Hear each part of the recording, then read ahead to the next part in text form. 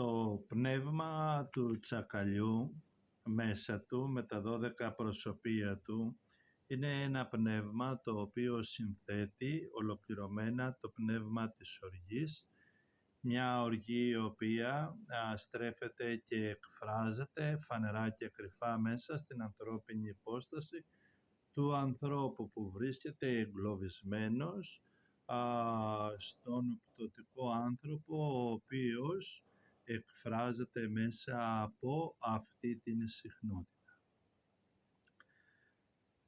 Είδαμε ότι ο τρομοκράτης μέσα από το προσωπία του, οργικό εγώ, φιλονικό εγώ, νευρικό εγώ, απότομο εγώ, αναπάντεχο εγώ, απρόσμενο εγώ, βίο εγώ, υβριστικό εγώ, παρορμητικό εγώ, καταστροφικό εγώ του τρόμου, οξύθυμο εγώ. Αυτά τα 12 προσωπία καταλήγουν πάντοτε στην λέξη εγώ, που είναι λόγος άρρωστος. Το εγώ είναι λόγος ο οποίος αντιμάχεται την θεϊκή και πνευματική διάσταση του ανθρώπου. Είναι λόγος ο οποίος περιορίζει, οριοθετεί, γεννάει και δένει σαν σε αλυσίδες την ανθρώπινη ύπαρξη από τη διάνοιά του μέχρι και την ελπίδα και την πίστη, μέχρι τα ιδεώδη, τη δράση και την αντίδρασή του. Αυτός ο κατώτερος λόγος δένει τον άνθρωπο σε χαμηλά ενεργειακά πεδία, σε χαμηλές αντιλήψεις, πίστης, ιδέες, αντιλήψεις, και καταλήγει ο άνθρωπος να είναι κλειστός άνθρωπος, επικίνδυνος άνθρωπος, βίαιος άνθρωπος, οργικός άνθρωπος, νευρωτικός άνθρωπος, αχάριστος άνθρωπος, ένας τόσο άρρωστος, εγωπαθής άνθρωπος, εγωιστής, που δεν μένει πια για αυτόν χώρος για ειρήνη και ζωή, δεν μένει χώρος μέσα του για την ευτυχία της ζωής, δεν μένει μέσα του χώρος να εκφραστεί και να γνωρίσει την θεϊκή του υπόσταση.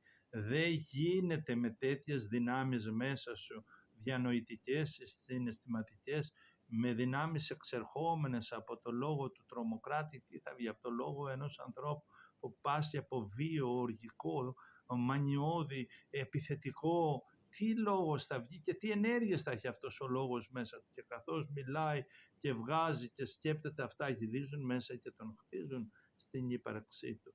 Αυτός ο λόγος, ο εξερχόμενος λόγος αυτός προς τα έξω, θα είναι λόγος ο οποίος τον γεννά μέσα στον οργικό άνθρωπο, μέσα στον επικίνδυνο άνθρωπο, μέσα στον ψυχρό άνθρωπο.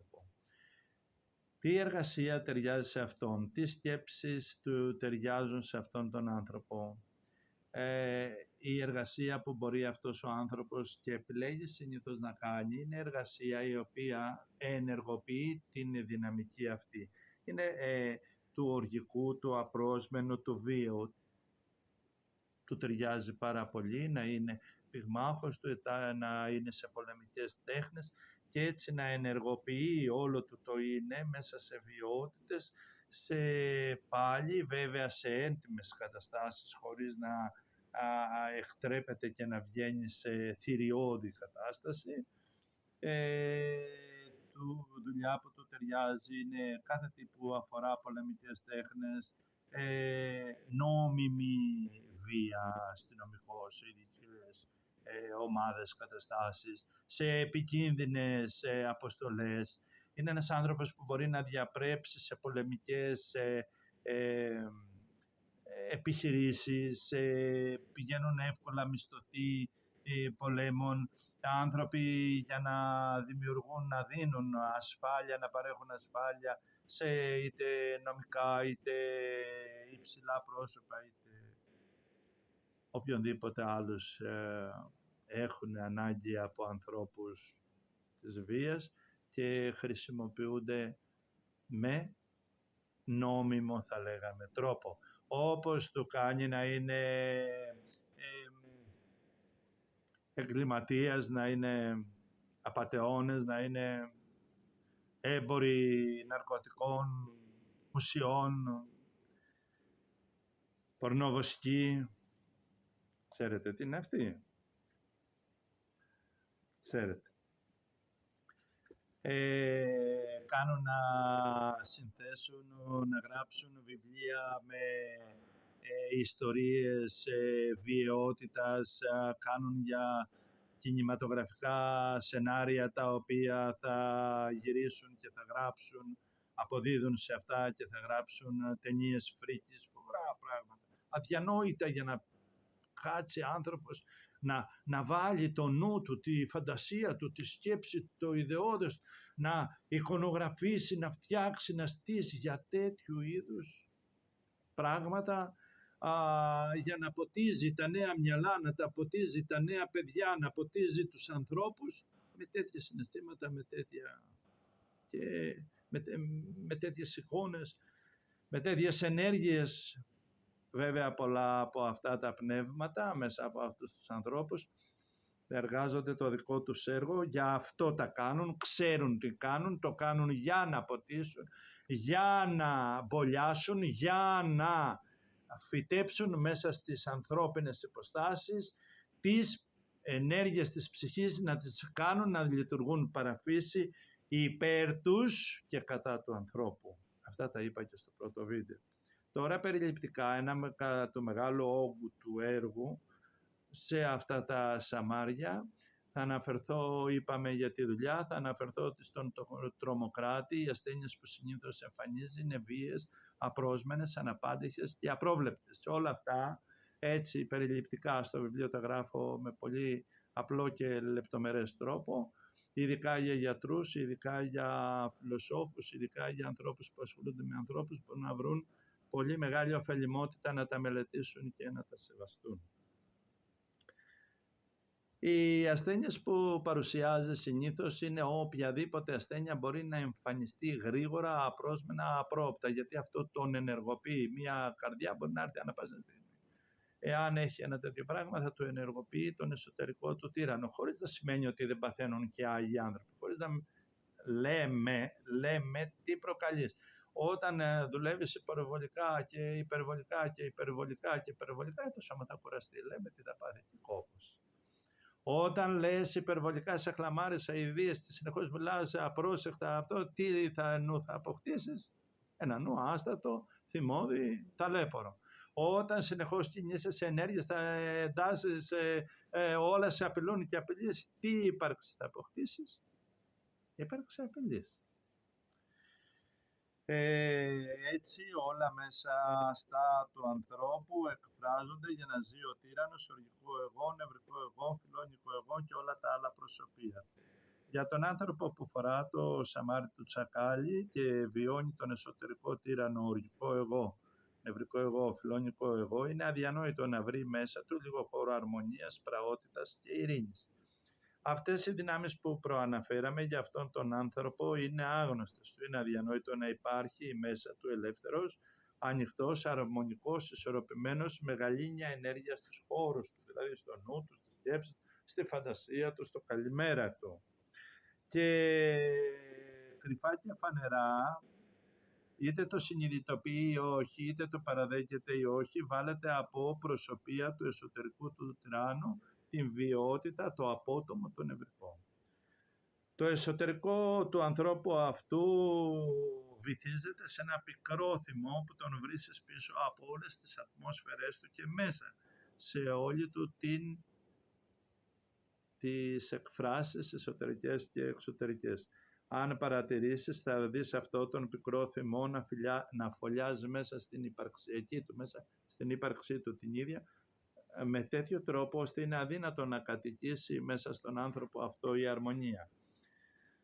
Αυτός ο πικρός θυμός είναι ο εχθρός της θεραπείας του, είναι ο εχθρός της καλής ενέργειας που χρειάζεται, είναι ο εχθρός του Ιερού Λόγου που χρειάζεται για να γιατρευτεί. Στη ζωή του αυτός ο άνθρωπος υπάρχει κλειστός σε όλα του τα επίπεδα, γι' αυτό πολλές φορές τον προσφωνώ, ειδικά αυτόν τον άνθρωπο, κλειστό άνθρωπο. Το υπερβολικό του κλείσιμο είναι και η αιτία που βιώνει μεγάλες αποτομίες και οργή. Πιέζεται, συμπιέζεται, στεναχωρείται με όλα, με όλα και με τα καλά. Πιέζεται, στεναχωρείται και αυτό του βγάζει αποτομία, του βγάζει οργή. Ένα από τα μεγαλύτερα μαρτύρια που ζει ο άνθρωπος αυτός είναι η προσπάθεια που καταβάλει για να ελέγξει και να κρύβει την ταραχή, την εσωτερική, το θυμό από μέσα του. Κρύβει μέσα του την οργή, τον τρόμο, τους φόβους, τις αποτομίες, προσπαθεί να τα μαζέψει γιατί καταλαβαίνει ότι αν τα αφήσει να εκφραστεί θα ντροπιαστεί και έτσι διαθέτει μεγάλη ενέργεια για να τα συγκρατήσει. Φιλόνικες διαθέσεις, εχθρικές επιθυμίες, μοχθηρία, δολοφονικές διαθέσεις. Διαθέσεις να βλάψει τον εαυτό του και το περιβάλλον του. Έτσι, είτε φαίνεται προς τα έξω, είτε όχι, καταβάλει μεγάλη προσπάθεια και να αντιμετωπίσει το εσωτερικό κτήνος που μέσα του συνεχώς τον τρομοκρατεί και τον τρομάζει, τον απειλεί και απειλείται. Που του κλέβει όλη αυτή την ειρήνη, την πολυπόθητη και την ησυχία. Μέσα του μία φωνή συνεχώς εχθρική, μάλλον πολλές φωνές,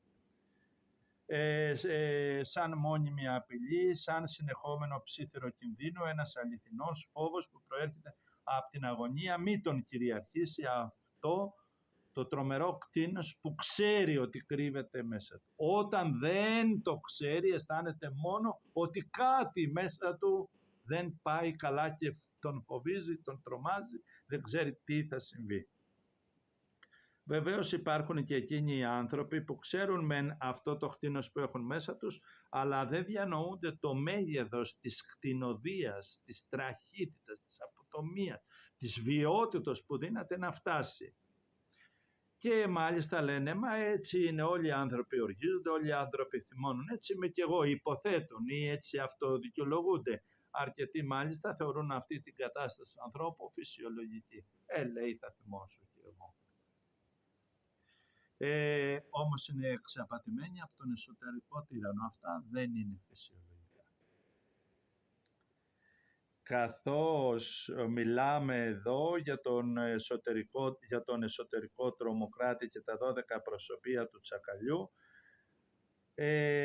ο εσωτερικός τύραννος μέσα στο οργικό, στο φιλόνικο, στο νευρικό, στο οξύθυμο εγώ, τον προσαρμόζει σε περιβάλλον, δημιουργεί δηλαδή κατάσταση στο περιβάλλον τέτοια που να είναι άνετα, να υπάρξουν τάσεις, τσακωμοί, διαπληκτισμοί, διχόνιες, μίση, είτε είναι μόνος του είτε είναι στο περιβάλλον του. Είπαμε για το τι δουλειές του ταιριάζει έτσι επιφανειακά, επί του απαλού, αυτό εννοώ επιφανειακά.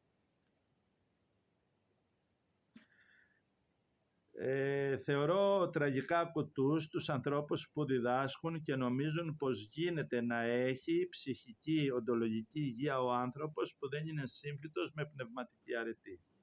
Γιατί αν ένας άνθρωπος αγαπά, εργάζεται, χαίρεται, αυτά είναι τα κριτήρια που παίρνουμε σαν ένδειξη ψυχικής υγείας για τους ψυχικούς ανθρώπους, όχι για τους πνευματικούς. Οι δυνάμεις αυτές θα είναι μέσα του ασθενικές, ανίσχυρες, ίσως συμπτωματικές, και ενώ δηλαδή εξωτερικά θα φαίνονται υγιείς, μέσα τους θα βιώνουν ασθενικές και αδύναμες της υγιής δυνάμεις της ζωής. Για εμένα, για να αποφύγει ένας άνθρωπος τους τυράννους τους, και όσα γράφω μέσα στο κάθε κεφάλαιο για το κάθε σαμάρι, επιβάλλεται να έχει θεληματική έμπρακτη στροφή των ψυχικών, των διανοητικών στάσεων του άνθρωπος προς τις πνευματικές αρετές. Έτσι, μόνο τότε θα σταθεί σαν ικανός πολεμιστής να αντιμετωπίσει τον κακό και μικρό του εαυτό. Είτε αυτός είναι σαν τρομοκράτης, είτε είναι σαν λαγός καταθλιπτικός, θα μιλήσουμε εκεί τα προσωπία του, είτε είναι απόμακρος, αποστασιοποιημένος από τη ζωή και την ευτυχία και το ιερό όν, είτε είναι η οχιά, ο κατακριτής της ανθρώπινης υποστάσεως.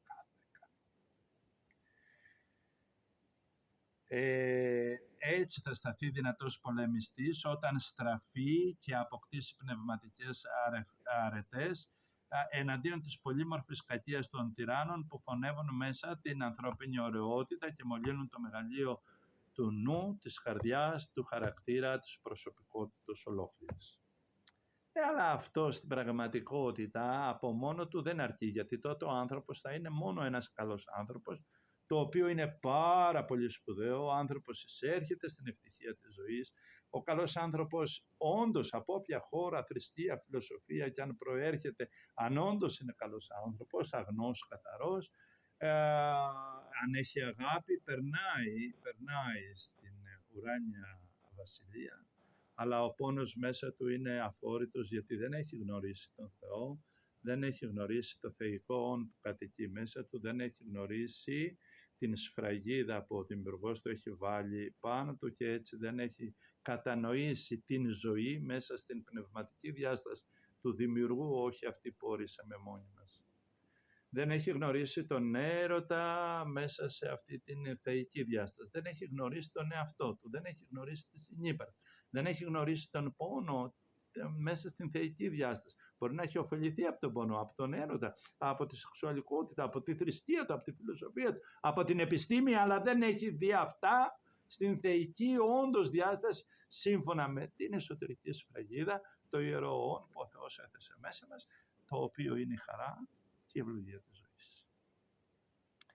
Με βάση λοιπόν τα όσα είπαμε, χρειάζεται και η κοινωνία της άτρεπτης θεϊκής δύναμης, η οποία δύναται να βοηθήσει τον άνθρωπο στην πνευματική οντολογική υγεία και να αναδειχθεί από τον άνθρωπο η ανθρώπινη ωραιότητα όπως ο Δημιουργός την στόλισε. Αλλά γι' αυτό απαιτείται ο άνθρωπος να βρει την ιερότητα της λατρείας και της πίστης. Χωρίς την πίστη δεν προάγεται στα ιερά όντα. Θα είναι καλός άνθρωπος, θα είναι ευλογημένος άνθρωπος, θα έχει απαλλαχθεί από πολλά, αλλά δεν θα είναι πραγματικά ένθεος ιερέας της ψυχής του. Αυτά είναι για όποιον αναζητάει το τέλειο και το ολοκληρωμένο και το υπέροχο και θέλει να αποκτήσει υπαραξιακή ευτυχία και όχι φαινομενική καλή κατάσταση απ' έξω. Για όποιον θέλει να δουλέψει πάρα πολύ. Αλλά ελπίζω κανένας να μην θέλει να μείνει μέσα σε αυτά και να λέει ότι είναι καλά με αυτά και να λέει ότι είναι υγιής με αυτά και να αυτοκοροϊδεύει τον εαυτό του και τους συνανθρώπους.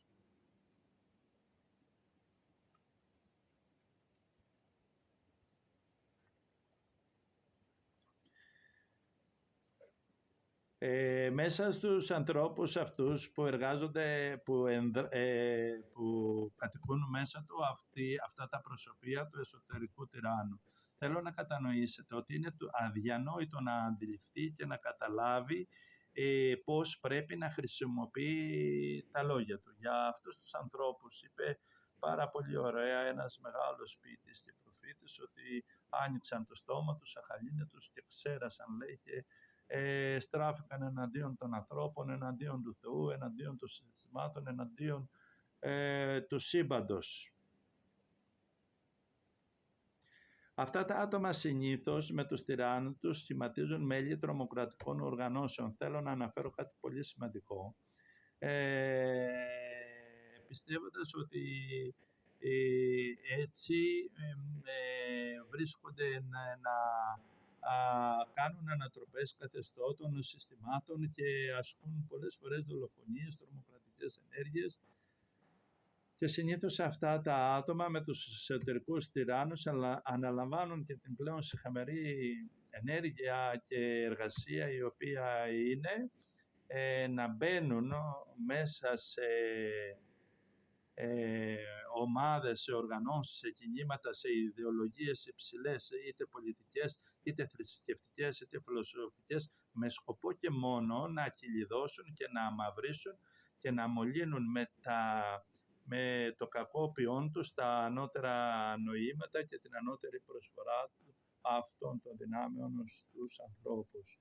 Γι' αυτό οι άνθρωποι οι οποίοι εργάζονται δυνατές και καλές δυνάμεις μέσα στην ανθρωπότητα, είτε οικονομικές είτε πολιτικές, είτε θα πρέπει να προσέχουν να έχουν κοντά τους καλά πλάσματα.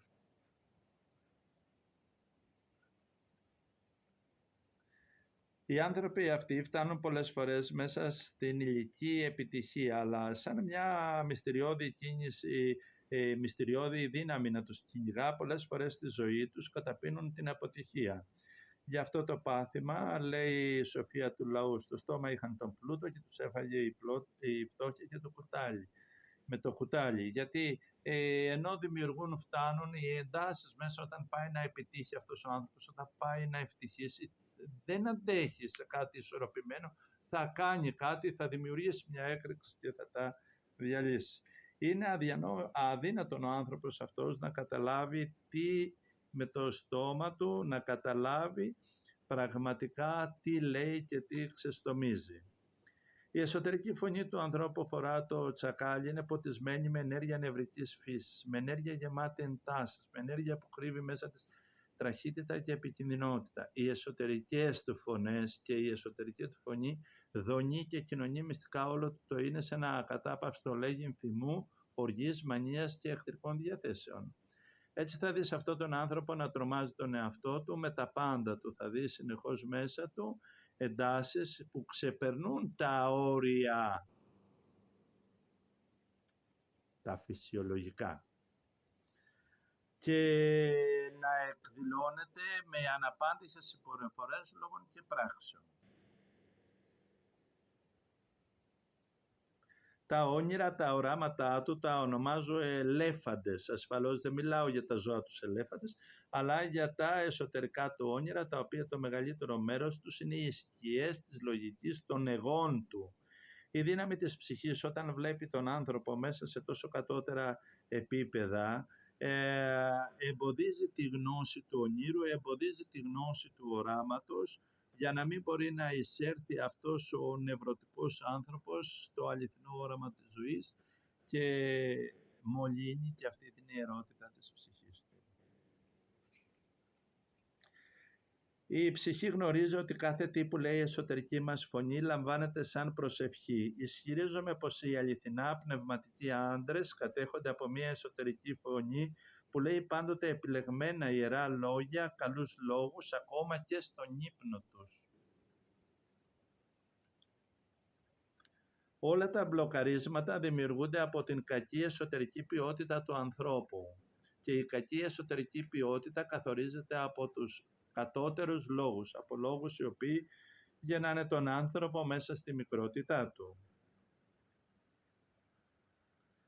Επιγραμματικά περνάω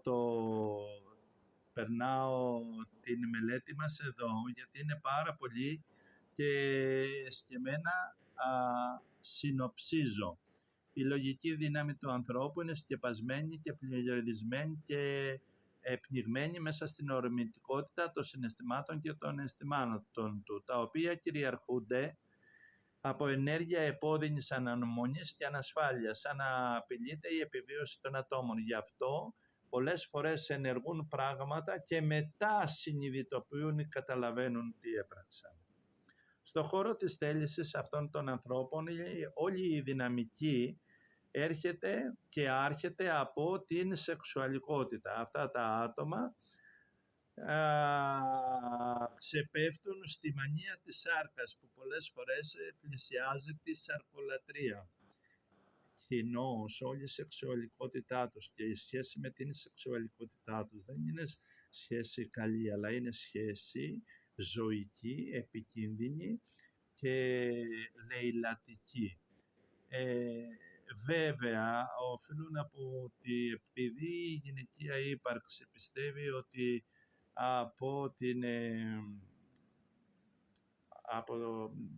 από τον μποέμ τύπο, από τον ζωικό άνθρωπο θα ξυπνήσει πιο εύκολα η σεξουαλική της ενέργεια, δέχονται αυτούς τους άντρες, αλλά στο βάθος θα πονέσουν πολύ, διότι αυτές οι ενέργειες θα τις επηρεάσουν, θα επιδράσουν και μακροχρόνια δεν θα έχουν εκείνη τη λεπτή, το άρωμα της λεπτής και ωραίας θηλυκότητας, η οποία είναι βάλσαμο και μέγεθος θεραπευτικής ενέργειας τόσο για την ίδια τη γυναίκα πρωτίστως και μετά για το αρσενικό ή τον άνδρα που του δίνονται.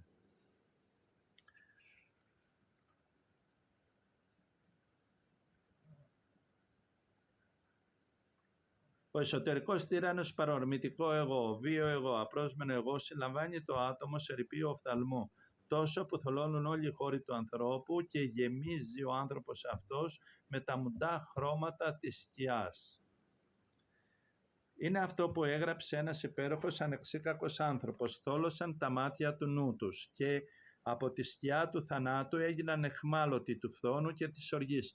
Φώνευσαν έτσι το καλό μέσα τους και έσπηραν τον πόνο έξω τους και μέσα. Ο άνθρωπος που είναι μέσα σε αυτούς τους εσωτερικούς τυράννους γίνεται έρμειο του εσωτερικού του καταστροφέα, του καταστροφικού εγώ, του εγώ του τρόμου.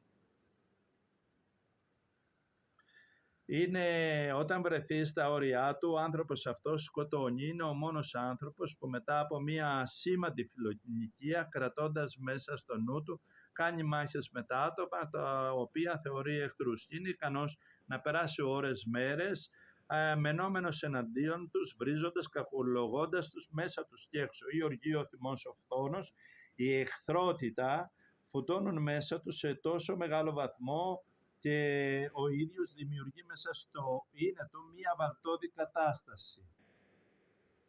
Καθώς όλα αυτά του συμβαίνουν, δύναται σε μία στιγμή παροξισμού να λάβει όπλο, φωνεύοντας τους εχθρούς, αφήνοντας άφωνους όλους εκείνους τους ανθρώπους που εκ των υστέρων ακούν τις τερατουργίες τους.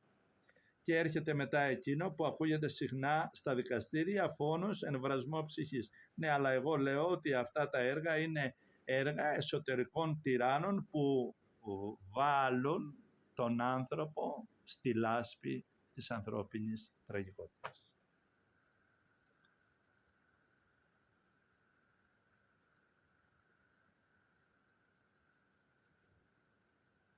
Ένα άλλο φοβερό όριο που δύναται να φτάσει είναι πως ενώ γνωρίζει πως μέσα του όλα αυτά τα πρότυπα οδηγούν τους ανθρώπους σε ομοιώσεις αυτών των προτύπων, παρά τα αυτά συνεχίζει να χτίζει, να σπέρνει, να γράφει, να διδάσκει, να κινηματογραφεί πρότυπα τέτοιου είδους. Όταν βρεθεί στα όρια του γίνεται φοβερός βασανιστής, ιδιαίτερα όταν καλύπτεται πίσω από στρατιωτικούς νόμους, όταν βρίσκεται σε εμπόλεμες ή μη καταστάσεις και οποτεδήποτε καλύπτεται από την βεβαιότητα ότι δεν τον βλέπει κανένας.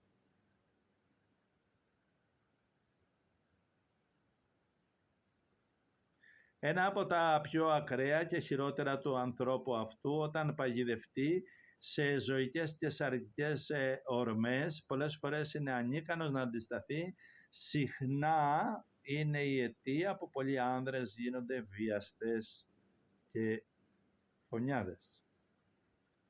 Ο άνθρωπος που υπάρχει μέσα στο τυράννο οργικό εγώ, βίο εγώ, νευρικό εγώ, όταν πιεστεί σε συγκυρίες και φτάνει στα όρια του, μοιάζει με χιονοστιβάδα που ξεκολλά από την κορυφή του βουνού και καθώς κατρακυλά γίνεται ακόμα μεγαλύτερη, και αφού προστίθεται πάνω της χιόνι, παρασύροντας έτσι το πέρασμα του, ο άνθρωπος δηλαδή, χωρίς διάκριση ότι βρεθεί μπροστά του, είναι ισοπεδωτικός και φτάνει σε ανίποτη θηριωδία.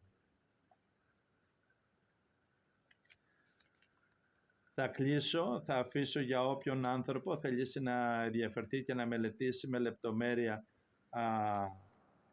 τα σαμάρια. Θα σταματήσω σε αυτό, δίνοντας την ανάλυση μας, θέλοντας να φτάσω σε κάτι πολύ σημαντικό σαν τέλος.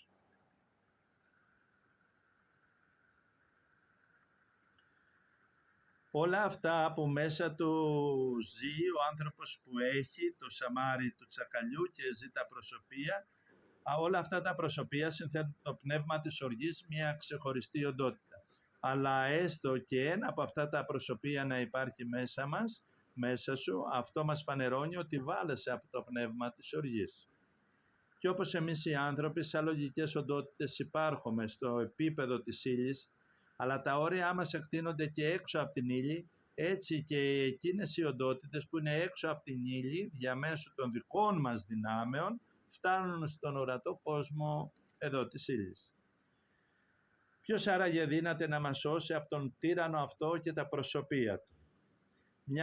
Μια ερώτηση έρχεται και φωνές μέσα στους αιώνες που μας απαντούν. Η μία λέει «Φύλαξέ μας Κύριε από την οργή». Μια άλλη φωνή προσεύχεται και διατάζει και διδάσκει. Πετάξτε μακριά σας κάθε οργή, κάθε θυμό, κάθε πικρία, κάθε βλασφημία, εσχρολογία, πορνηρία, διαθέσεις επιθετικές. Διώξτε τα από τη ζωή σας για να ειρηνεύσει όλη σας η ύπαρξη. Άλλη μια φωνή μέσα από τους αιώνες έρχεται και φωνάζει «Φύλαξέ με Κυρία από ανθρώπους μοχθηρούς, αιμοχαρείς, γεμάτους έρηδες και φιλόνικες διαθέσεις». Πάλι άλλη μια φωνή με έχει μάθει και εγώ να λέω το ίδιο. «Συνέτριψε τα δόντια των αμαρτωλών, τα προσωπία των εσωτερικών μου τυράννων». Άλλη μια φωνή μέσα γεμάτη με σοφία μέσα στους αιώνες φωνάζει «Άνθρωπε, οι οργοί, οι θυμοί δεν εργάζονται ποτέ τον Θεό. Δεν εργάζονται ποτέ τον ανώτερο άνθρωπο, δεν εργάζονται ποτέ την αληθινή αρετή, δεν εργάζονται ποτέ το καλό». Μια άλλη φωνή μου φωνάζει «Γράψε και πες τον άνθρωπο να μην ανακατεύεται με αυτά,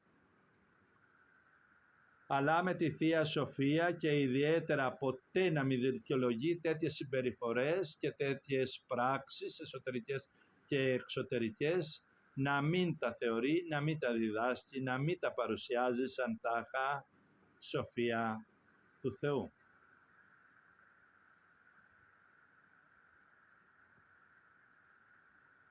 Στο τέλος του κειμένου έχω μία προσευχή που θα ήθελα για τους αναγνώστες μου, που θα ήθελα να την πω και εδώ. «Φύλαξέ με Κύριε από το πνεύμα της οργής, τα προσωπία και τους εσωτερικούς τους τυράννους, καθώς και από όλους εκείνους τους ανθρώπους που υπηρετούν αυτούς εδώ τους τυράννους. Ιδιαίτερα φύλαξέ με από αυτούς που παρουσιάζονται σαν δικοί σου και στην πραγματικότητα υπηρετούν αυτούς τους εσωτερικούς τυράννους, που δύναται να σκοτώνουν και να λένε ότι είναι έργο Θεού. Προστάτεψέ με Κύριε μέσα στην προσωπική σου σφαίρα, ώστε να μην μπορεί να εκφραστεί καμία διάσταση αυτών των τυράννων από την ανθρώπινη ύπαρξή μου, με καμία δικαιολογία, σε καμία συνθήκη ζωής. Κάτω από οποιαδήποτε συγκυρία, κι αν υπάρχω, σε παρακαλώ να μην εκφραστεί ποτέ κανένα από αυτά τα προσωπία πάνω μου και μέσα μου. Μα πάνω απ' όλα, δώσε δύναμη να λάμπει σε όλο μου το είναι η αλήθειά σου, η αγάπη σου, η σοφία σου και η δύναμή σου στην πνευματική διάσταση και όχι στον πτωτικό άνθρωπο που με όλα καταστρέφει.